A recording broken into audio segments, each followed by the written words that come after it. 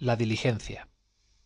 Cuando nos quejamos de que esto no marcha y de que la España no progresa, no hacemos más que enunciar una idea relativa. Generalizada la proposición de esa suerte, es evidentemente falsa. Reducida a sus límites verdaderos, hay un gran fondo de verdad en ella. Así como no notamos el movimiento de la tierra, porque todos vamos envueltos en él, así no echamos de ver tampoco nuestros progresos. Sin embargo, ciñéndonos al objeto de este artículo, recordaremos a nuestros lectores que no hace tantos años carecíamos de multitud de ventajas que han ido naciendo por sí solas y colocándose en su respectivo lugar, hijas de la época, escuelas indispensables del adelanto general del mundo. Entre ellas, es acaso la más importante la facilitación de las comunicaciones entre los pueblos apartados. Los tiranos, generalmente cortos de vista, no han considerado en las diligencias más que un medio de transportar paquetes y personas de un pueblo a otro. Seguros de alcanzar con su brazo de hierro a todas partes, se han sonreído imbécilmente al ver mudar de sitio a sus esclavos. No han considerado que las aldeas se agarran como el polvo a los paquetes y viajan también en diligencia. Sin diligencias, sin navíos, la libertad estaría todavía probablemente encerrada en los Estados Unidos. La navegación la trajo a Europa. Las diligencias han coronado la obra. La rapidez de las comunicaciones ha sido el vínculo que ha reunido a los hombres de todos los países. Verdad es que ese lazo de los liberales lo es también de sus contrarios, pero ¿qué importa? La lucha es así general y simultánea. Sólo así puede ser decisiva. Hace pocos años, si le ocurría a usted hacer un viaje, empresa que se acometía entonces sólo por motivos muy poderosos, era forzoso recorrer todo Madrid, preguntando de posada en posada por medios de transporte.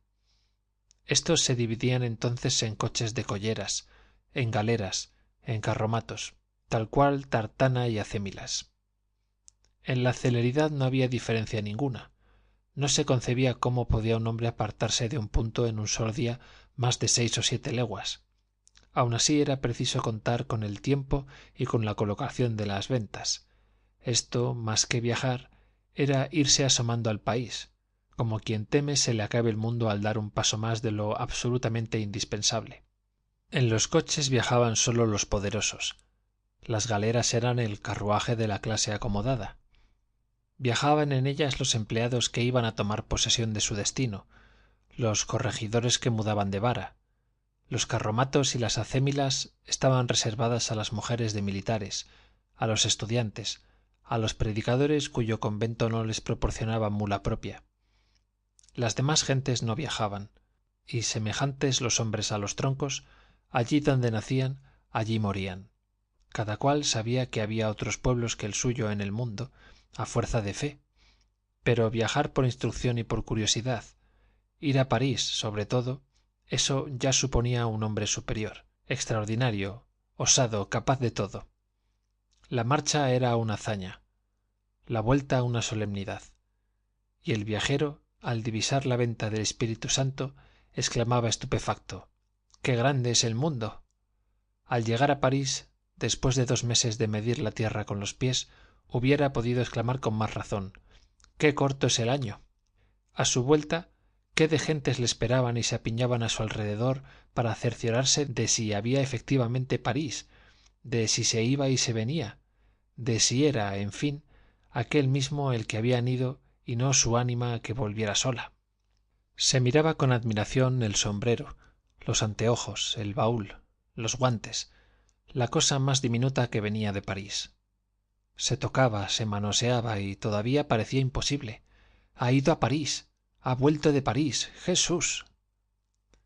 Los tiempos han cambiado extraordinariamente. 2 emigraciones numerosas han enseñado a todo el mundo el camino de París y Londres. Como quien hace lo más, hace lo menos, ya el viajar por el interior es una pura bagatela, y hemos dado en el extremo opuesto. En el día se mira con asombro al que no ha estado en París. Es un punto menos que ridículo.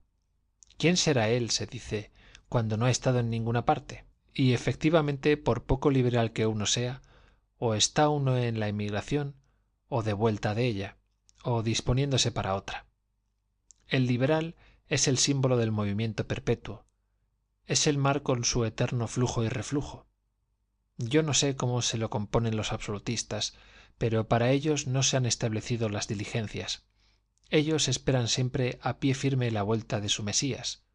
En una palabra, siempre son de casa. Este partido no tiene más movimiento que el del caracol. Toda la diferencia está en tener la cabeza fuera o dentro de la concha. A propósito, ¿la tiene ahora dentro o fuera? Volviendo empero a nuestras diligencias, no entraré en la explicación minuciosa y poco importante para el público de las causas que me hicieron estar no hace muchos días en el patio de la casa de postas, donde se efectúa la salida de las diligencias llamadas reales, sin duda por lo que tienen de efectivas. No sé qué tienen las diligencias de común con su majestad. Una empresa particular las dirige, el público las llena y las sostiene. La misma duda tengo con respecto a los billares, pero como si hubiera yo de extender ahora en el papel todas mis dudas no haría gran diligencia en el artículo de hoy, prescindiré de digresiones y diré en el último resultado que ora fuese a despedir a un amigo, ora fuese a recibirle, ora en fin cualquier otro objetivo, yo me hallaba en el patio de las diligencias. No es fácil imaginar qué multitud de ideas sugiere el patio de las diligencias. Yo por mi parte me he convencido que es uno de los teatros más vastos que puede representar la sociedad moderna al escritor de costumbres. Todo es allí materiales, pero hechos ya y elaborados. No hay sino ver y coger. A la entrada le llama a usted la atención un pequeño aviso que advierte pegado en un poste que nadie puede entrar en el establecimiento público sino los viajeros, los mozos que traen sus fardos, los dependientes y las personas que vienen a despedir o recibir a los viajeros. Es decir, que allí sólo puede entrar todo el mundo. Al largo numerosas y largas tarifas indican las líneas, los itinerarios, los precios. Aconsejaremos, sin embargo, a cualquiera que reproduzca, al ver las listas impresas, la pregunta de aquel palurdo que iba a entrar años pasados en el Botánico con chaqueta y palo, y a quien un dependiente decía: «¿No se puede pasar en ese traje? ¿No ve el cartel puesto de ayer?» «Sí, señor», contestó el palurdo, «pero ¿eso rige todavía?» Lea, pues, el curioso las tarifas y pregunte luego. Verá cómo no hay carruajes para muchas de las líneas indicadas, pero no se desconsuele, le dirán la razón. Como los facciosos están por ahí y por allí y por más allá, esto siempre satisface. Verá además cómo los precios no son los mismos que cita el aviso. En una palabra, si el curioso quiere proceder por orden, pregunte y lea después. Y si quiere atajar, pregunte y no lea. La mejor tarifa es un dependiente. Podrá suceder que no haya quien dé razón, pero en ese caso puede volver a otra hora o no volver si no quiere. El patio comienza a llenarse de viajeros y de sus familias y amigos. Los unos se distinguen fácilmente de los otros. Los viajeros entran despacio, como muy enterados de la hora. Están ya como en su casa. Los que vienen a despedirles, si no han venido con ellos, entran deprisa y preguntando: ¿ha marchado ya la diligencia? Ah, no, que está aquí todavía. Los primeros tienen capa o capote, y aunque haga calor, echarpe al cuello y gorro griego o gorra, si son hombres. Si son mujeres, gorro o papalina y un enorme ridículo. Allí va el pañuelo, el abanico, el dinero, el pasaporte, el vaso de camino, las llaves, qué me sé yo. Los acompañantes, portadores de menos aparato, se presentan vestidos de ciudad, a la ligera. A la derecha del patio se divisa una pequeña habitación. Agrupados allí, los viajeros al lado de sus equipajes piensan el último momento de su estancia en la población. Media hora falta solo. Una niña, qué joven e interesante, apoyada la mejilla en la mano, parece exhalar la vida por los ojos cuajados en lágrimas. A su lado, el objeto de sus miradas procura consolarla, oprimiendo acaso por última vez su lindo pie, su trémula mano. «Vamos, niña», dice la madre, robusta e impávida matrona, a quien nadie oprime nada y cuya despedida no es la primera ni la última. ¿A qué vienen esos llantos? No parece sino que nos vamos del mundo. Un militar que va solo examina curiosamente las compañeras de viaje. En su aire determinado se conoce que ha viajado y conoce a fondo todas las ventajas de la presión de una diligencia. Sabe que en diligencia el amor, sobre todo, hace mucho camino en pocas horas. La naturaleza en los viajes, desnuda de las consideraciones de la sociedad y muchas veces del pudor, hijo del conocimiento de las personas, queda sola y triunfa por lo regular. ¿Cómo no adherirse a la persona a quien nunca se ha visto, a quien nunca se volverá acaso a ver, que no le conoce a uno, que no convive en su círculo, que no puede hablar ni desacreditar, y con quien se va encerrado dentro de un cajón 2, 3 días con sus noches? Luego parece que la sociedad no está allí. Una diligencia viene a ser para los dos sexos una isla desierta, y en las islas desiertas no sería precisamente donde tendríamos que sufrir más desaires de la belleza. Por otra parte, ¿qué franqueza tan natural no tiene que establecerse entre los viajeros? ¿Qué multitud de ocasiones de prestarse muchos servicios? ¿Cuántas veces al día se pierde un guante, se cae un pañuelo, se deja olvidado algo en el coche o en la posada? ¿Cuántas veces hay que dar la mano para bajar o subir? Hasta el rápido movimiento de la diligencia parece un aviso secreto de lo rápida que pasa la vida, de lo precioso que es el tiempo. Todo debe ir deprisa en diligencia. Una salida de un pueblo deja siempre cierta tristeza que no es natural al hombre. Sabido es que nunca está en el corazón más dispuesto a recibir impresiones que cuando está triste. Los amigos, los parientes que quedan atrás dejan un vacío intenso. Ah, la naturaleza es enemiga del vacío. Nuestro militar sabe todo esto, pero sabe también que toda regla tiene excepciones y que la edad de 15 años es la edad de las excepciones. Pasa, pues, rápidamente al lado de la niña con una sonrisa mitad burlesca, mitad compasiva. Pobre niña, dice entre dientes, lo que es la poca edad. Si pensará que no se aprecian las caras bonitas más que en Madrid. El tiempo le enseñará que es moneda corriente en todos países. Una bella parece despedirse de un hombre de unos 40 años. El militar fija el lente. Ella es la que parte. Hay lágrimas. Sí, pero ¿cuándo no lloran las mujeres? Las lágrimas por sí solas no quieren decir nada. Luego hay cierta diferencia entre éstas y las de la niña. Una sonrisa de satisfacción se dibuja en los labios del militar. Entre las ternezas de despedida se deslizan algunas frases que no son reñir enteramente, pero poco menos. Hay cierta frialdad, cierto dominio en el hombre. Ah, es su marido. Se puede querer mucho a su marido, dice el militar para sí, y hacer un viaje divertido. Voto va, ya ha marchado, entra gritando un original cuyos bolsillos vienen llenos de salchichón para el camino, de frasquetes ensogados, de petacas, de gorros de dormir, de pañuelos, de chismes de encender. Ah, ay, ese es un verdadero viajero. Su mujer le acosa a preguntas. ¿Se ha olvidado el pastel?